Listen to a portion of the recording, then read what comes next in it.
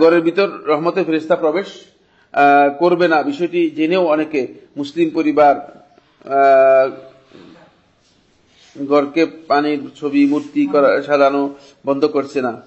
ঘরে রহমতের ফেরেশতা প্রবেশ করলে মুসলিমদের জন্য কি শক্তি রয়েছে, ক্ষতি রয়েছে? তা মুসলিম পরিবার বলতেছেন, কিন্তু আসলে মুসলিম কিনা সেটা হলো কথা। আসলে তো মুসলিম না, কারণ মুসলিম এর মূলত আল্লাহর বিধান মেনে নেওয়ার নাম হচ্ছে মুসলিম। বুঝতে পেরেছেন কিনা? এবার আপনি আল্লাহর বিধান মেনে নেন নাই, এরপর আপনি বলতেছেন যে আমি মুসলিম। এটা শুধুমাত্র দাবি করতেছি আমরা মুসলিম, বুঝলেন না? এ বিষয়ে দীর্ঘ আলোচনা রয়েছে। আসলে আমরা যারা মুসলিম মনে করতেছি, আমরা ID card, passport, voter list এবং চাকরির যে কাগজপত্র রয়েছে এগুলোতে মুসলিম। বুঝতে পেরেছেন কিনা? আমরা আল্লাহর খাতায় মুসলিম কিনা সেটা নির্ভর করতেছে মুসলিম যদি এই অর্থ আমরা বুঝতে পারি। বুঝতে পেরেছেন? মুসলিমের প্রকৃত অর্থ হচ্ছে আল্লাহর বিধানকে আপনি মেনে নিয়েছেন কিনা।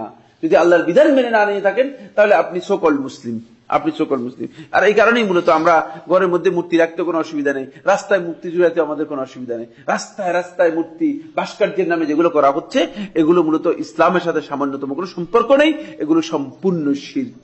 সম্পূর্ণ কি শিরক? সকল মুসলিমরা এখন সবটাই করতে পারে, বুঝলেন না? আগে তো যা পূজা আছে সবগুলো পূজার মধ্যে এখন মুসলিমের কি রয়েছে? অংশগ্রহণ, উল্লেখযোগ্য অংশগ্রহণ রয়েছে, বরং বর্ণাঢ্য অংশগ্রহণ রয়েছে, বুঝলেন? ফলে এই সমস্ত কথা বলে লাভ নেই, এগুলো মুসলিম নয়। মুসলিম নিজেরা পরিচয় দিচ্ছে, মুসলিমের পরিচয় রয়েছে ইসলাম। আমি মনে করে থাকি যে এই সমস্ত লোকদের পাসপোর্টও চেঞ্জ করা দরকার, নামও চেঞ্জ করা দরকার। আপনার কি মনে করেন?